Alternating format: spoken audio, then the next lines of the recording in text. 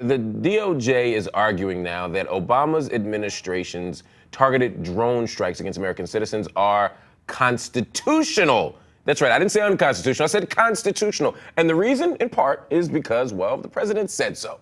That was their reasoning in a court filing this week in response to a lawsuit by the ACLU and the Center for Constitutional Rights on behalf of 3 American citizens killed in drone strikes. Zach, I see you doing this to your head as I'm saying this. What else?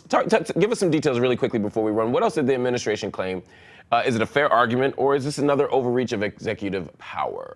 Well, this is a lawsuit that was filed regarding the government's assassination of Anwar al-Awlaki and his son. Anwar al-Awlaki was an American citizen who was, believed, suspected.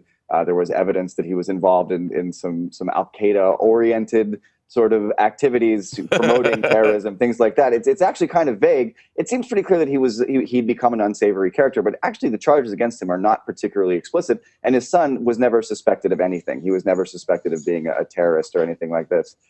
And so the fact, I'm going to get ambushed by my dog here. Sorry about that. So the fact that the administration. Can I see your dog, Zach? Pepper, come here, girl. The fact that I mean, these people already died. His son was 16 years old. He was killed. I'm thinking Pepper's pro-drone here, Zach, because you're saying things and Pepper doesn't seem pleased.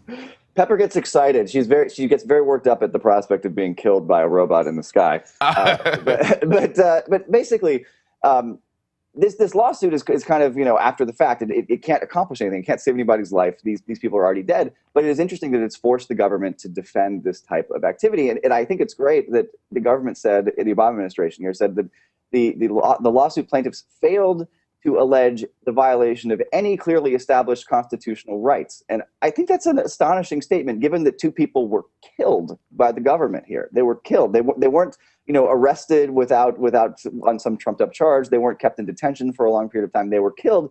And it's not even clear what the charges were that were brought against these people. So the fact that the administration now has to say this was constitutional because we said it was, and also you guys haven't alleged any constitutional violations anyway, I just find a really breathtaking defense.